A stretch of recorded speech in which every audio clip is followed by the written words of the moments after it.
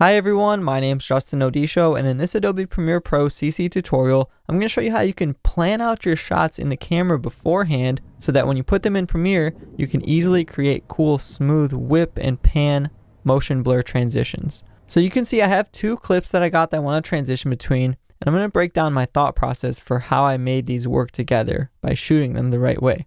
So we've got clip A here, which just pans across the scene, but right as I went to finish the shot, I just whipped my wrist around so it created some quick motion blur.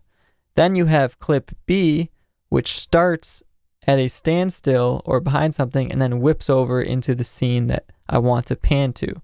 So all I have to do at this point is find the point where the motion blur starts.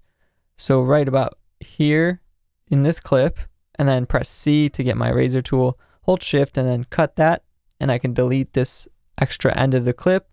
And then I have to find the portion in clip B where the motion blur begins, like halfway in between. So you can see right about here, I whip my wrist around, create some quick motion blur before panning across the scene.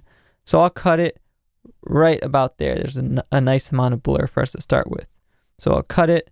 Also, if you're highlighted any clip, you can also press Command K to cut things. And now let's take those two ends and put them together. And you should be able to see that if we did it properly, we have a nice smooth whip and motion blur transition that looks really cool, and we didn't even have to do any crazy blurring effects or keyframes or anything like that. We just planned it out in camera beforehand to make it easier for ourselves, and then we just spliced them together in editing. One optional thing you can do if your transition is not as smooth or maybe not at the same time of day like mine was, is you can go into the clip and then right click at the cut and apply default transitions, and then just bring together that cross dissolve just a couple frames in so that it barely cross dissolves right as it's panning over, and that will really help blend things together if you need it.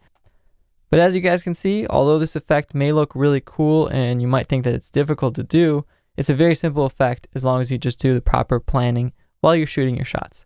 So if you enjoyed this video, definitely leave a like on it. Let me know what you thought in the comments below, and make sure you subscribe to the channel if you're not yet to stay tuned for all my new future creative videos.